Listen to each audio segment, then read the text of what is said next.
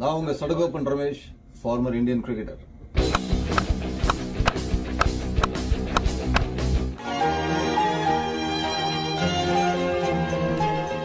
வணக்கம் சகோ. First sorry காலைல 2:30 மணி 3 மணிக்கு டெய்லி எழுந்துட்டு போற வழியில மும்பைல எல்லார் வீட்லயும் பால் பேப்பர் எல்லாம் போட்டுட்டு ஸ்டுடியோல போய் ஷோவை பண்ணிட்டு கமெண்ட் எல்லாம் பண்ணிட்டு மேட்சை முடிச்சுட்டு ஹோட்டல்ல வரும்பொழுது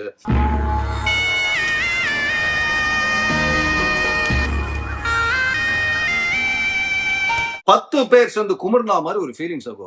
அதனாலதான் ஒரு வீடியோ கூட போட முடியல. ஆனா இன்னைக்கு டிசைட் பண்ணிட்டேன், என்னோட சகோச நான் மீட் பண்ணியே ஆகணும் அப்படின்றனால வணக்கம் சகோ is back. Yes. I'm back. ஏடா அது வேர்ல்ட் டெஸ்ட் சாம்பியன்ஷிப் ஃபைனலும் போச்சு, டிராஃபியும் போச்சு அப்படின்ற மாதிரி நொந்து போய் நூடுல்ஸ் மாதிரி தான் இருக்கும் நம்ம எல்லா ஃபேன்ஸும். பட் ஆஸ்திரேலியாவுக்கு நம்ம சொல்லி ஆகணும் சகோ. செம்ம கிரிக்கெட் ஆடினாங்க, அக்ரெசிவா ஆடினாங்க. ரொம்ப ரொம்ப இம்பார்ட்டன்ட் மூமெண்ட்ஸ்ல தெரிச்சுட்டாங்க ஆஸ்திரேலியா. அங்கதான் சரி கூட்டாங்க இந்தியா. சரி, இதை மேட்ச் பை மேட்சா பேசுறதுக்கு ஓவராலா ஒரு சீரியஸா பேசலாம். என்ன சொல்றீங்க? பெர்த்ல தெரிக்கிற மாதிரி ஒரு ஆரம்பம்.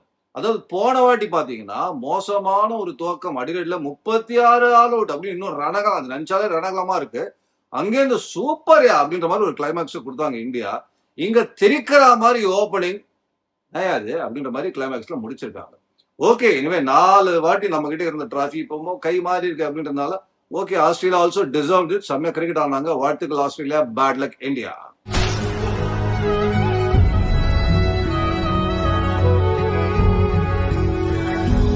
எனக்கு தெரிஞ்ச மோஸ்ட் இம்பார்ட்டன்ட் டெஸ்ட் மேட்ச் வந்து மெல்பர்ன் டெஸ்ட் மேட்ச் தாங்க. ஏன்னா ஃபர்ஸ்ட் நம்ம பெர்த்ல வின் பண்ணிட்டோம். Adelaide pink ball test match அவங்க பவுன்ஸ் பேக் பண்ணுவாங்கன்றது நம்ம எதிர்பார்த்த ஒரு விஷயம்.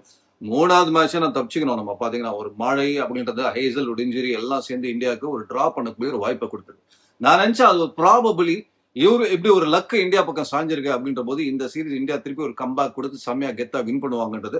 ஆனா என்னோட பதிவுல நான் சொல்லியிருந்தா 4th டெஸ்ட் மேட்ச் யாரு ஜெயிக்கிறாங்களோ அவங்க தான் மிகப்பெரிய யான பலத்தோட 5th டெஸ்ட்டுக்குள்ள வருவாங்கன்றது. எனக்கு தெரிஞ்சு இந்தியா தவற விட்ட டெஸ்ட் மேட்ச் இந்த ஹோல் சீரீஸ்லேயே பாத்தீங்கன்னா முக்கியமான டெஸ்ட் மேட்ச் இந்த 4th மெல்பர்ன் டெஸ்ட் மேட்ச். அதே அங்கதான் ஆஸ்திரேலியா உள்ள போன்ட்டாங்க. உள்ள பூந்துட்டோன்னே சிட்னில ஒரு மிகப்பெரிய ப்ரெஷர்ல தான் இந்தியா வந்தாங்க. ஓகே, ஓவராலா இந்தியாவோட பாசிட்டிவ்ஸ் என்ன இருந்திருக்கு? இந்தியா தோத்துருக்காங்க, இந்த சீரீஸ் இழந்திருக்காங்க அப்படின்றதுலாம் ஓகே. இந்தியாவோட பாசிட்டிவ்ஸ் என்னன்றதை ஃபர்ஸ்ட் நம்ம பேசலாம். பேட்டிங்ல பாத்தீங்கன்னா என்ன பொறுத்த வரைக்கும் ஜெய்ஸ்வால் டெஃபினட்டா ஒரு மிகப்பெரிய ஒரு பிளஸ் நம்ம சொல்லி ஆகணும். ஒரு சூப்பர் நாக் ஒன்று ஆடினார் பெர்த்ல. அதுக்கப்புறம் பாத்தீங்கன்னா ஒரு சின்ன சரிவு அதெல்லாம் பார்த்தோம். அதுக்கப்புறம் செம மெல்பர்ன்ல ஒரு எக்ஸ்ட்ராடனரி ஒரு ஃபர்ஸ்ட் இன்னிங் சூப்பரா ஆடினாரு, செகண்ட் இன்னிங் சூப்பரா ஆடினாரு. ஒரு கன்சிஸ்டன்சி காமிச்சாரு ஜெய்ஸ்வால். அவர் ஒன்று நம்ம சொல்லி ஆகணும், ஒரு பாசிட்டிவா நான் பாக்குறேன். அதுக்கப்புறம் பாத்தீங்கன்னா நிதிஷ்குமார் ரெட்டி, அதாவது ஃபர்ஸ்ட் 30-40 அப்படின்னு அடிச்சிருந்தாரு. ஆனா கிரைசிஸ்ல அவர் உள்ள வந்த எல்லா இன்னிங்ஸும் பாத்தீங்கன்னா இனிஷியலா 30-40 மாதிரி தான் தெரியும், இருந்தாலும் முக்கியமான இன்னிங்ஸ் ஆடி கொடுத்தாரு நிதிஷ்குமார் ரெட்டி. அங்கே ஒரு ஜம்ப்லிங்கம் பண்ணி எப்பா 30-40ல இருந்து 50 போவியா அப்படின்றது, என்ன 50 100 வாங்கிக்கான்ற மாதிரி ஒரு எக்ஸ்ட்ராடனரி நாக் ஆடினாரு மெல்பர்ன்ல.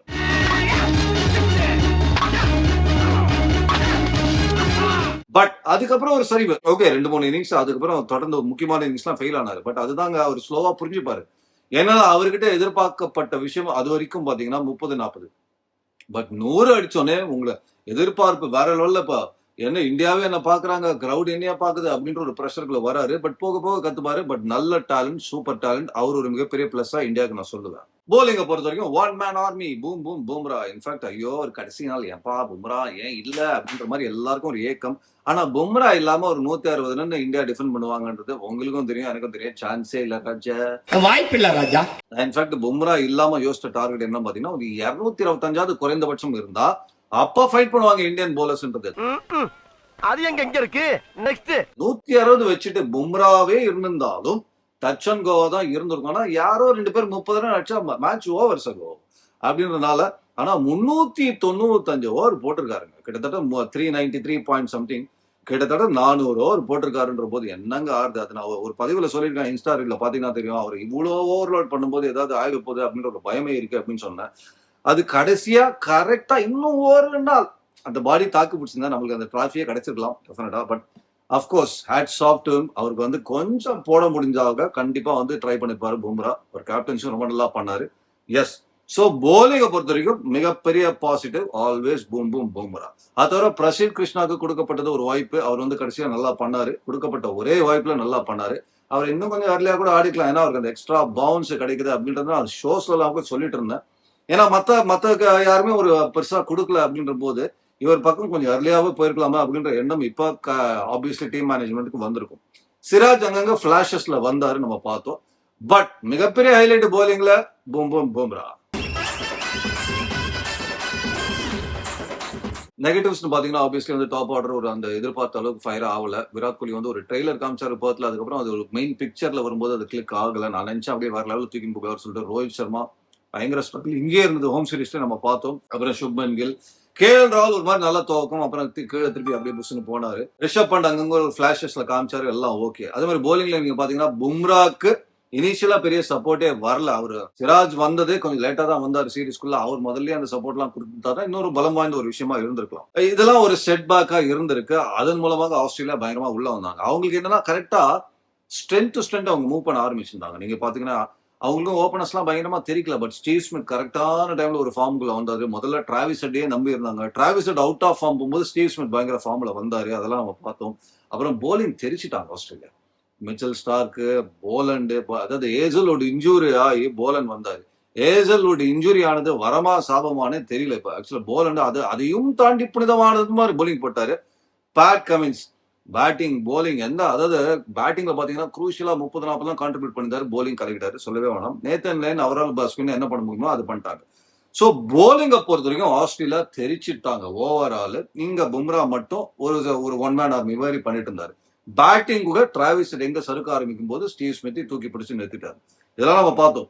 பட் என்னன்னா இப்ப ஒரு விஷயம் நான் ரொம்ப டிசப்பாயிண்ட் ஆன ஒரு விஷயம் எந்த டேன்னு கேட்டீங்கன்னா அந்த சீரீஸ்லயே மெல்பர்ன்ல டே 5 அதுதான் என்ன வந்து ரொம்ப டிசப்பாயிண்ட் ஆகுன ஒரு விஷயம். ஏன்னா அந்த இடத்துல இந்தியா வின்னுக்கே போகல. ஃபர்ஸ்ட் 27 ஓவர்ல 39 ரன் தான் எடுத்தாங்க சகோ.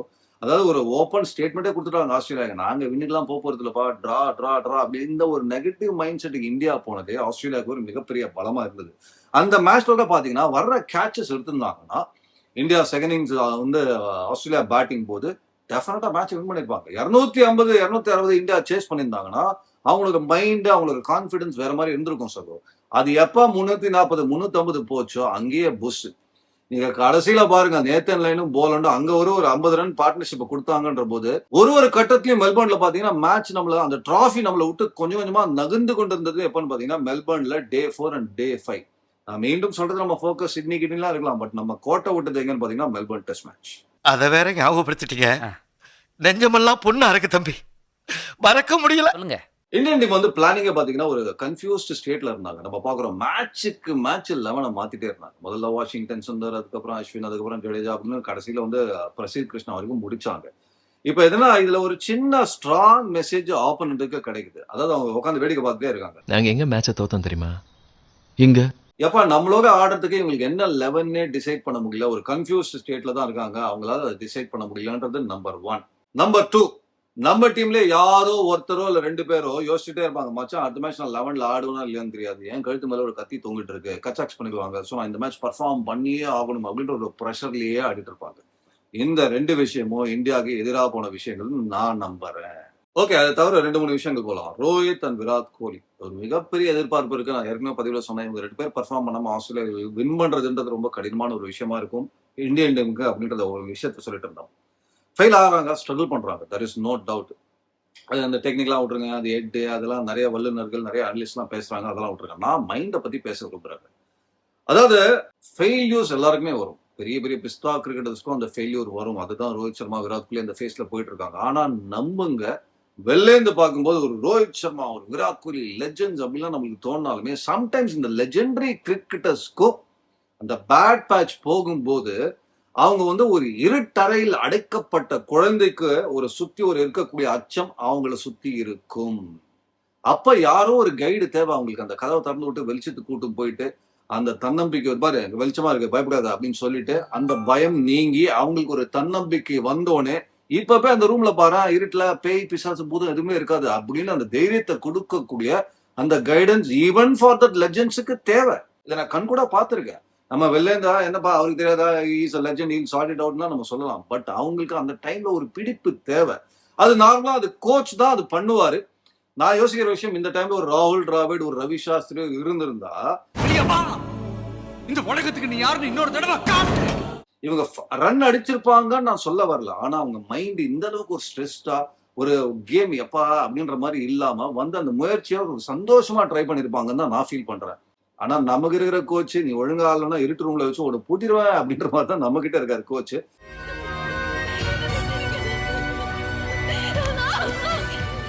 But sometime even the legends அவங்களுக்கு ஒரு கைடன்ஸ் தேவை அப்படின்றது தெளிவா தெரியுது. இப்ப பாத்தீங்கன்னா ரோஹித் சர்மா ஒரு கேஸ் எடுத்துக்கோங்களேன். Day 5 Melbourne test match. அது ஐடியல் சுச்சுவேஷன். 300 மேல நம்ம சேஸ் பண்றோம் அப்படின்ற போது போய் உட்றா பேட்டை, நான் இது வரைக்கும் பொறுமையா ஆட்ட மச்சான், அங்க போடுறான் இங்க போடுறான் எல்லாத்தையும் பார்த்தேன், பந்த விட்டு பார்த்தேன் அப்படின்ற பச்சை வாங்கி போகுது அப்படின்ற போது ஒரு T20 கிரிக்கெட் ஆடி பாக்குறேன் அப்படின்னு ரோஹித் சர்மா முடிவெடுத்து போறதுக்கான ஒரு ஐடியல் சுச்சுவேஷனா Day 5 இருந்தது. நாங்கெல்லாம் எதிர்பார்த்ததும் அதுதான். ஆனா வந்து நீங்க பாத்தீங்கன்னா ஃபர்ஸ்ட் 20 ஓவர்ல 23 ரன் அப்படின்ற போது என்னக்கா இப்படி ஆடுறாரு அப்படின்ற போது அவரை சுத்தி ஏதோ ஒரு பிரஷர் இருக்கு, அவரோட ஃப்ரீ கேம் அவரால் ஆட முடியல அப்படின்றது தெளிவா அங்க தெரிஞ்சது. அது கொஞ்சம் வருத்தமா இருந்தது. ஏன்னா 2 லெஜெண்ட்ஸ் இவ்வளவு பெரிய பிரஷர்ல ஆடணுமா அப்படின்றது. அதான் ஃபெயில்யூர்ஸ் ஆர் ஓகேங்க. நீங்க வந்து இப்ப நாளைக்கு ரோஹித் சர்மா டீம்ல இருக்கணுமா, விராட் கோலி இருக்கணுமா, அந்த மாதிரி வாதங்கள் விவாதங்கள்லாம் வச்சுக்கோங்க. ஆனா ஆடுற வரைக்கும் அவங்க என்ஜாய் பண்ணணுன்றது எனக்கு முக்கியமான ஒரு கருத்து. இப்ப அவங்க என்ஜாய் பண்ணல. அதாவது சம்டைம்ஸ் இதுதான் ராகுல் டிராவிடோ இல்ல ரவி சாஸ்திரியோ இருந்தா பரவாயில்லப்பா, it's okay to fail, jolly go and enjoy your game சொல்லிருப்பாங்கன்னு எனக்கு தோணுது. இங்க அது இல்லாம நீங்க பெர்ஃபார்ம் பண்ணி ஆகணும், ஏன் பெர்ஃபார்ம் பண்ணல அப்படின்ற ஒரு ஃபோக்கஸ் வந்து அவங்களை என்ஜாய் பண்ண விடாம தடுக்குதுன்னு எனக்கு ஒரு ஃபீலிங். இப்ப விராட் கோலி என்கிட்ட ஒருத்தர் வந்து கேட்டாரு, பேட்டிங் கோச் சொல்லாம விராட் கோலி எந்த பந்தை உடணும்னு சொல்லாம எப்படி சொல்லுவாரு? ஃபர்ஸ்ட் நீங்க பேட்டிங் கோச் எடுத்ததே ஒரு T20 கிரிக்கெட்ல எடுத்திருக்கீங்க, ஒரு IPL வந்திருக்காரு.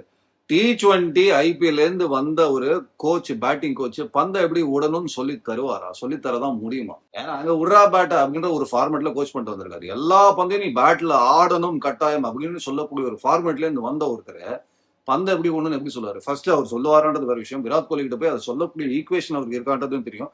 ஏன்னா என்னதான் விராட் கோலி மாதிரி ஒரு பிளேயர் ஃபிளாப் ஆனாலுமே இந்த மாதிரி ஒரு சீரீஸ்ல அது வேற லெவல் லெஜெண்ட்ன்ற எல்லாருக்குமே தெரியும். ஸோ அங்க போய் அதை சொல்லக்கூடிய ஒரு தைரியம் ஒரு ஈக்குவேஷன் அவருக்கு இருக்குமான்றது நமக்கு தெரியாது.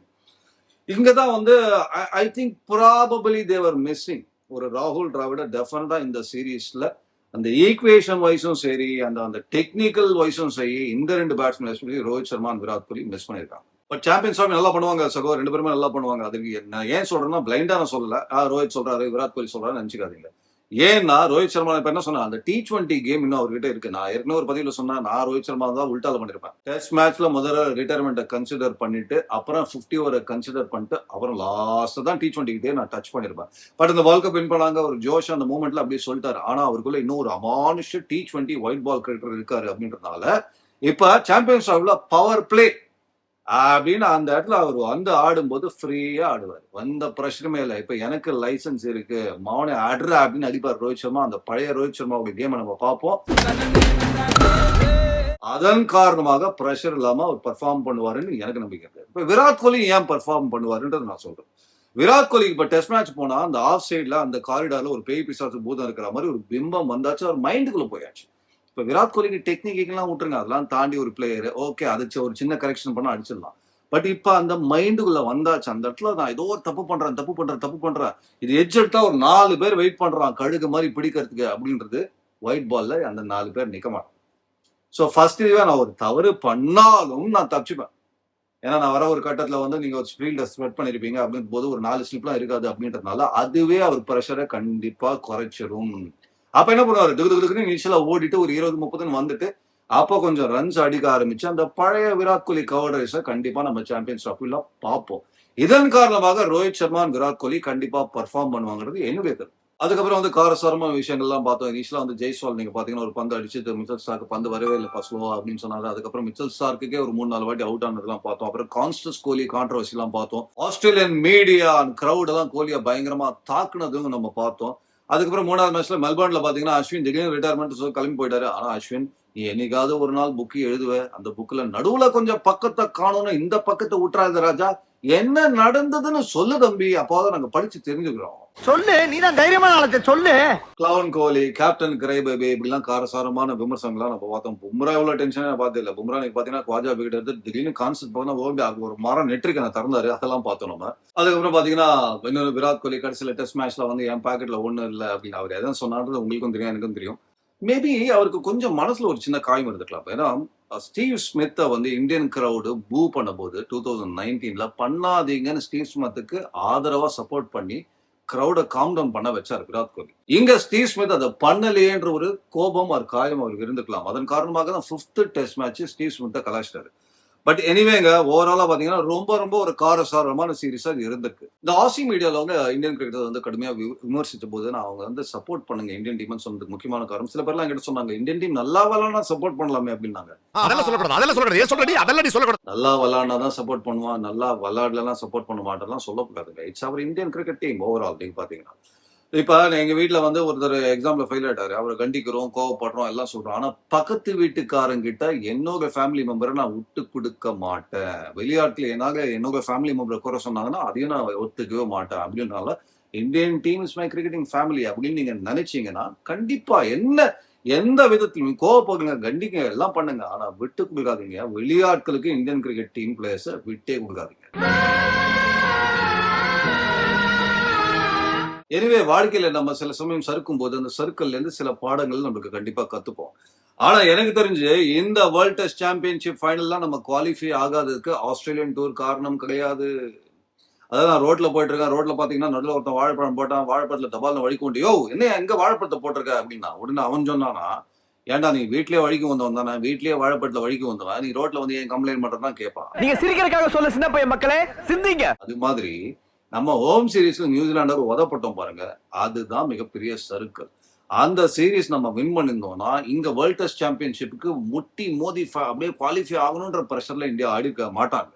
ஐ திங்க் நம்ம எங்கன்னா வீட்லயே வழிக்கு வந்ததுனால வெளில வழிக்கு விழும்போது ஆல்ரெடி டூ லேட்ன்ற மாதிரி தான் இருந்தது. ஒரு விஷயம், world test championship finals qualify ஆகிற சைடு எல்லாமே பாத்தீங்கன்னா அவங்க ஹோம் சீரீஸ் ரொம்ப நல்லா பண்ணிருப்பாங்க பேசிக்கலி. ஏன்னா அங்க நீங்க வின் பண்ணா வெளில வந்து நல்லா பண்ணீங்கன்னா ஒரு எக்ஸ்ட்ராவா ஒரு அட்வான்டேஜ் இருக்கும் அப்படின்றதால இந்தியா கோட்டை விட்டது ஹோம் சீரீஸ் தான்.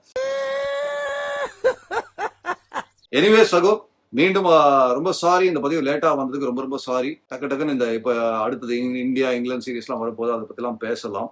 பட் உங்களுக்கு ஆதரவுக்கு உங்களுக்கு சப்போர்ட்டுக்கு முக்கியமா உங்களுக்கு பொறுமைக்கு ரொம்ப நன்றி. ஏதாவது ஒரு முக்கியமான பாயிண்ட்ஸ் ஒரு முக்கியமான நிகழ்வை நான் மறந்துருந்தா தயவு செஞ்சு கமெண்ட் செக்ஷன்ல போடுங்க சகோ. ஏன்னா ரொம்ப ஒரு 5 மேட்ச் அப்படின்றனால எல்லா இன்சிடென்ட்டும் எனக்கு ஞாபகம் வரல. ஸோ கண்டிப்பா கமெண்ட் செக்ஷன்ல போடுங்க.